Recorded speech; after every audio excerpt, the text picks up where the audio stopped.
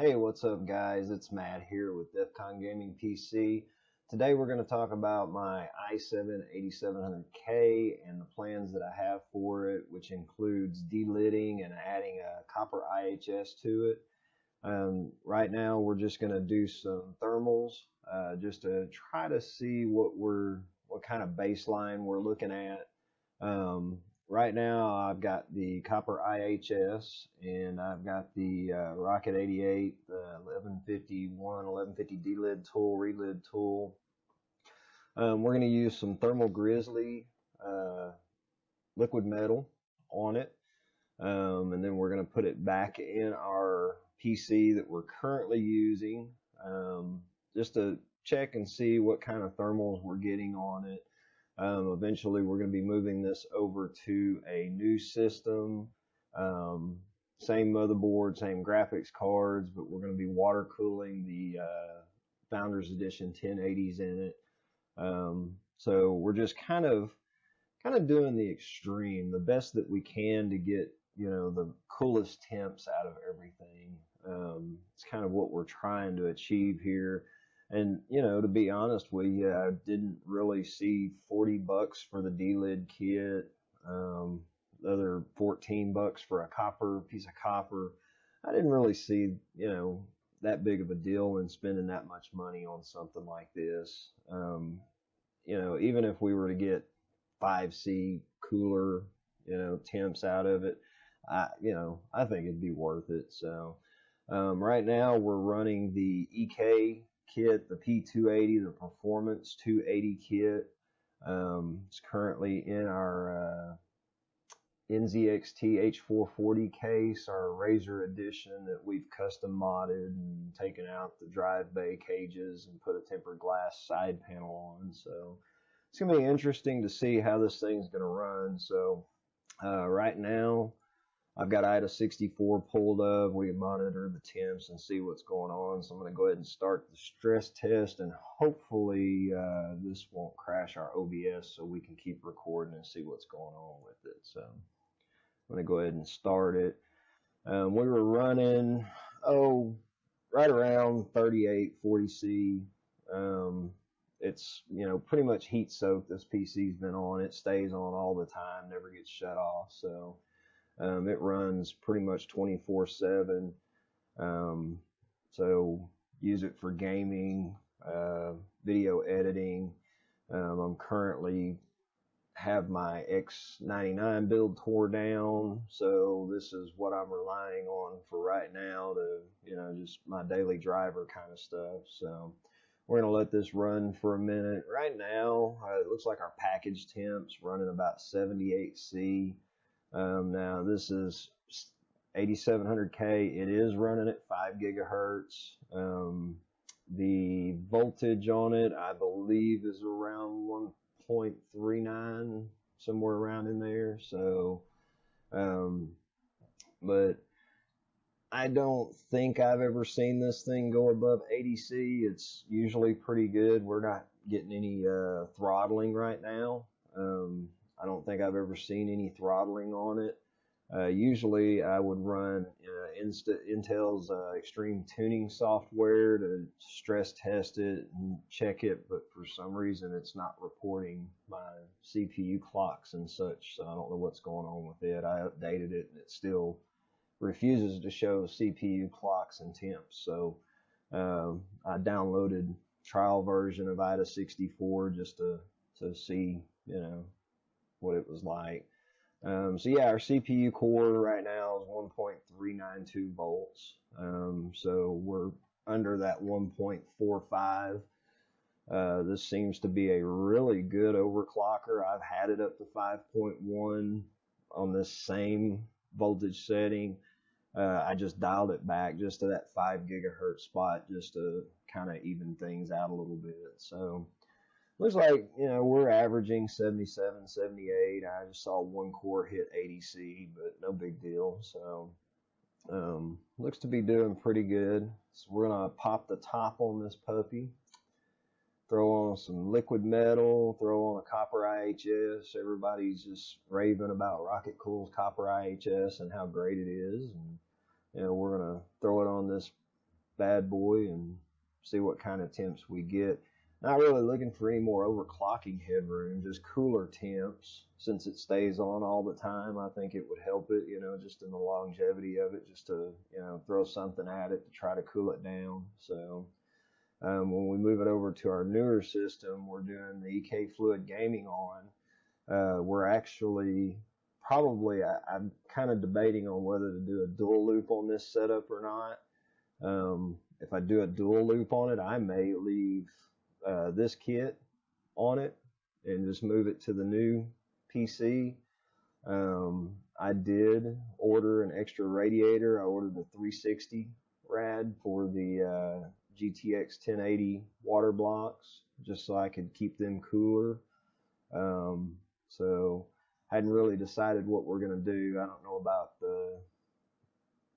I'm not going to mix the two. I do know that. We know better than that. So we've had this running for a little bit. Yeah, it looks like our temps, you know, one hitting about 79 C there. I think I saw it peak at 80 once. So I think we're okay with this. So we can kind of just, you know, keep these temps in mind. 78, 79 C is what we were running. If we can get this down to, say, 72, maybe 73, I think we'll be doing better, and it would probably be worth the, what, $45 plus shipping I spent on it. So we're going to stop this. I'm going to tear it down. We'll set up the other cameras so I can walk through the Delid. This is the second time I've done a Delid. So I did a 6850K Delid on my X99 setup. Did it with a razor blade and a vise. Do not recommend that. It worked. I didn't damage the CPU or anything. It was just real stressful doing it. So we're going to use some real tools this time. Do it the right way. This will be our first attempt at applying liquid metal, so hopefully everything will work out. So we'll see you guys in just a bit. Got the 8700K removed, and there she is. And we have our RockitCool Delid kit here. Delid, Relid, all that good stuff. And our beautiful copper IHS. Nice. And we have our thermal grizzly. And this is the same thermal paste I used. It's just some cheap crap I picked up at Best Buy because I was out. I've actually been using this for a while, so it's not too bad. Of course, our thermal grizzly, do not use with aluminum. Everybody should know by now, if you put the thermal grizzly liquid metal on aluminum, it will eat the aluminum up. So yes, we're going to eventually probably end up using the EK Fluid Gaming aluminum water block, but it's going to be sitting on top of this. We're not going to put the liquid metal on this. We're going to use EK's thermal paste because they do say it's okay to put those two together, so we shouldn't have any problems. But like I said, we'll revisit that, you know, 3 months, 6 months, a year later, and see how she holds up. Let's see. I remember how all this comes apart. I stuck it all together. That's the Relid tool. This is the actual Delid tool.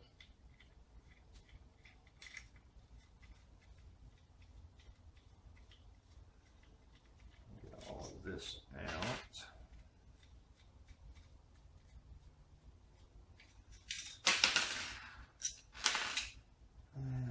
Alright, so we want to back this off.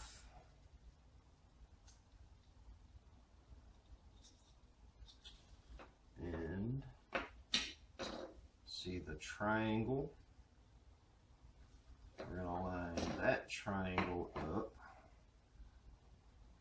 with our triangle here so that we know we've got it going in the right direction. And it goes face up just like this. You can't put it in like that, it doesn't fit. So we just line those up. We take this, make sure that's all the way back, put that on there, screw in here, screw in here.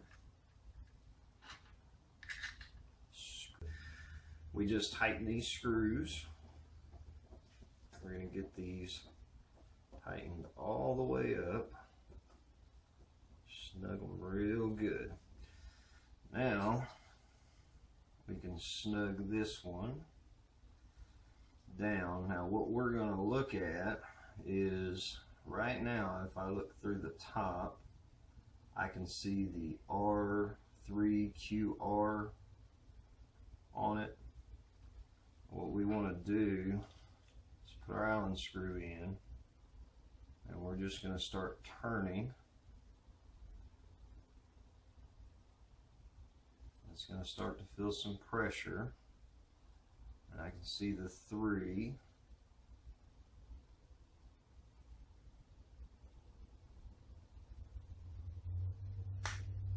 And that's it. It didn't take a whole lot.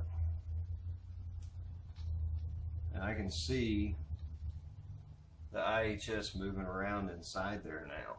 So it didn't take a whole lot of pressure to break it loose. And we're just going to back everything off.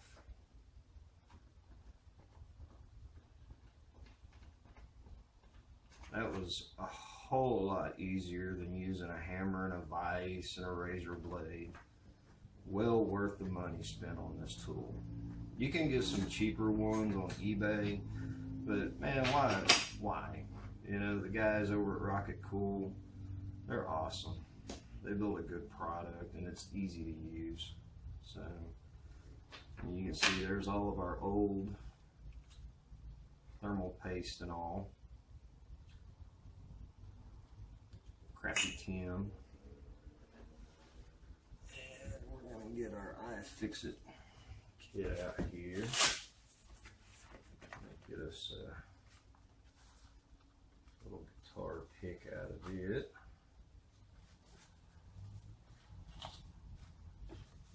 Maybe a spudger here.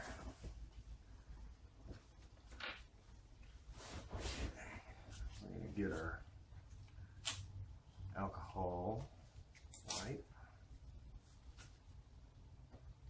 And we're not going to reuse this, but we're just going to clean the gunk off of it, just to get it off, just for the heck of it. We can put this in a trophy case.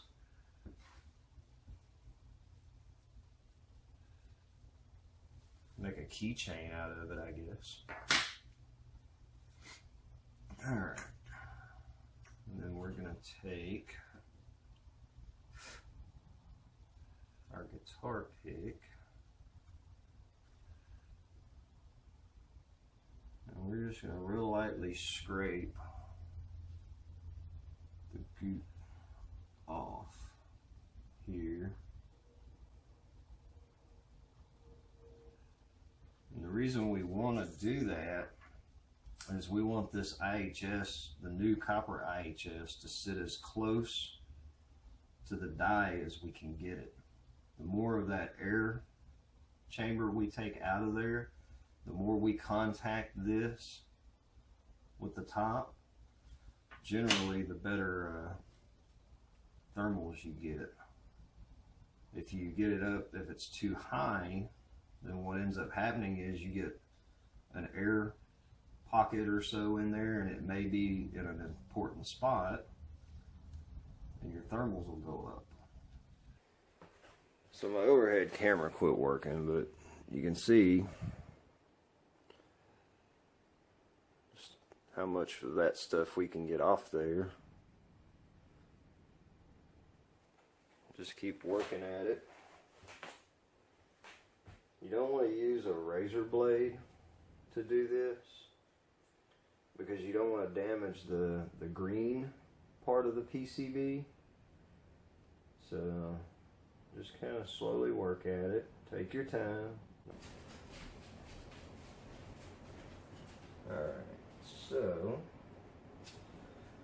we're going to set this back on here. Okay, so we're going to go ahead and apply our liquid metal. So we're going to take Scotch tape and we're going to tape this booger down. The Scotch tape is mostly just to keep you from getting the liquid metal outside the processor onto the PCB and messing with any parts that are out there. Keeps it from flowing. We'll pull this off once we get it applied where we want it. I've heard people using fingernail polish, but I don't see any like resistors and stuff on top of this one. So I don't think we would need to put fingernail polish, and you have to use a certain kind of fingernail polish.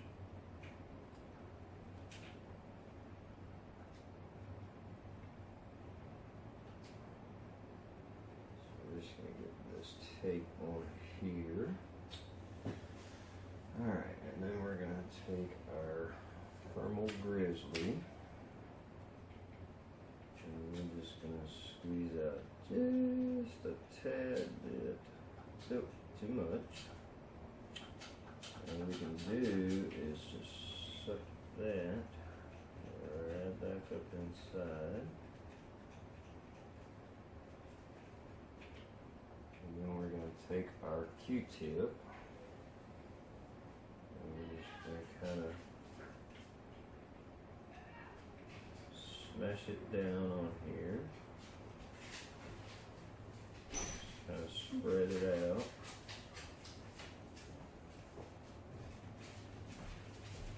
And you see a little bit goes a long way. Now we can grab our tape. We'll start to pull it back up. We just kind of want to hold the CPU so it doesn't flip off in our lap. That would be bad. Alright. Now, our IHS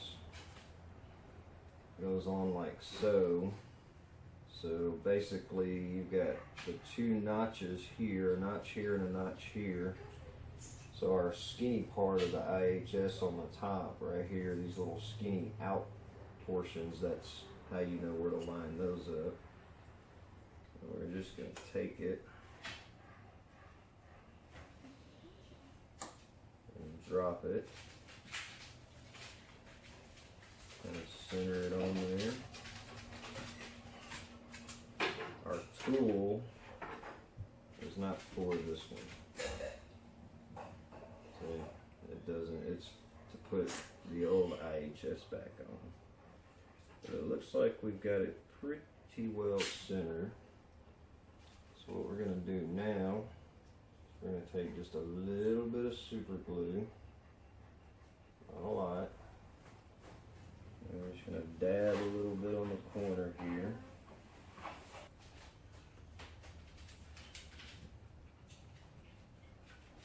And there we have it. So I'll get this cleaned up. A little alcohol on there, clean it off, get it prepped, get it put back in the system. We'll fire it up, check some more thermals, and see how we're looking. Boop, boop, boop, boop, boop, boop. Fancy. Okay guys, we're back. And my idle temps, they're about the same. Maybe a few degrees. I think I was probably idling a little closer to 40 C before the Delid and copper IHS. So we're going to go ahead and fire up out of 64. Let it run, and yeah, looks like 72. There was a 79.